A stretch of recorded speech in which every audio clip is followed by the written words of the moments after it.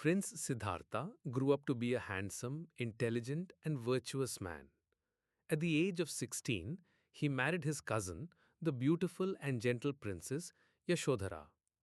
Over the next 13 years, King Suddhodana did everything in his power to keep his son confined in a perfect world.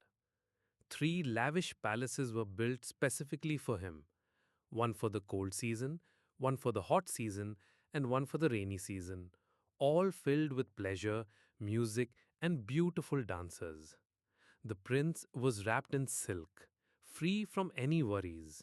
He once described his life: "In the royal palace, I have blue, red, and white lotus ponds competing in their beauty.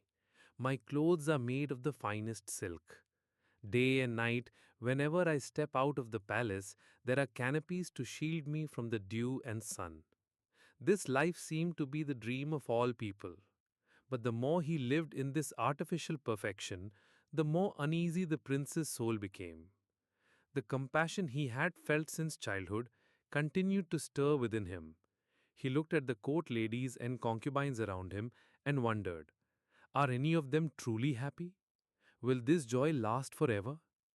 One day, when his desire to see the outside world became overwhelming, the prince asked his father for permission to take a ride outside the city walls. King Suddhodana ordered his soldiers to clear all the streets and hide any sights of sorrow or sickness so that the prince would only see a beautiful, happy world.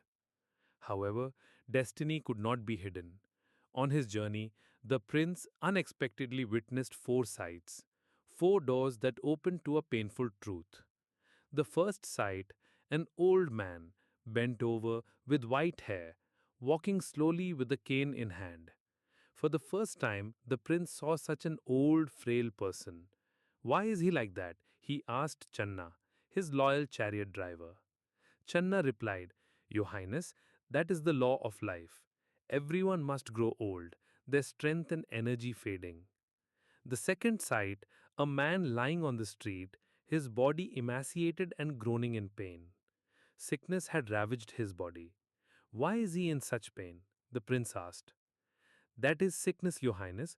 No one can escape the suffering of illness." The third sight: a funeral procession passed by. People wept bitterly beside a body being carried away. "Why are these people so full of sorrow?" the prince asked again. "They are saying goodbye to a deceased loved one, Your Highness. To be born and to die, that is the fate of all beings." The first three sights were like daggers piercing the prince's soul. He was shocked to realize that his royal world was nothing but an illusion. Birth, old age, sickness, and death were sufferings that no one could escape. The fourth sight: at the same time, he saw a wandering ascetic. He was bald, wearing a simple yellow robe, his eyes radiating peace and serenity. He walked with slow but steady steps. "Who is that man?" the prince asked. "He is an ascetic, a man who has renounced life to seek the path of liberation, Your Highness." These four sights changed the prince's life forever. The first three were painful wake up calls, while the fourth was a glimmer of hope, a path that had been revealed. He realized that liberation from the suffering of birth and death did not lie in wealth, but in renunciation. After that trip, the prince returned to the palace with a heavy heart. His compassion and concern for the fate of all beings grew stronger, overpowering all the pleasures in the palace. He realized that he could not live just for himself and his family.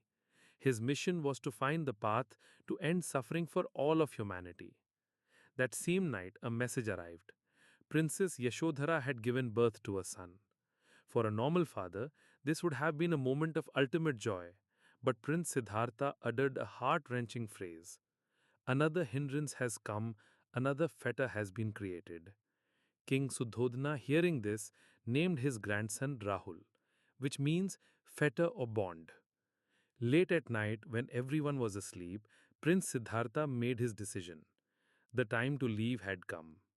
He ordered his charioteer Channa to prepare the horse and quietly went to the room of his wife and son. He looked at the two of them sleeping soundly. The love was still there, But his compassion for all humanity had grown a million times stronger. He could no longer live in the bondage of personal affection. He had to go.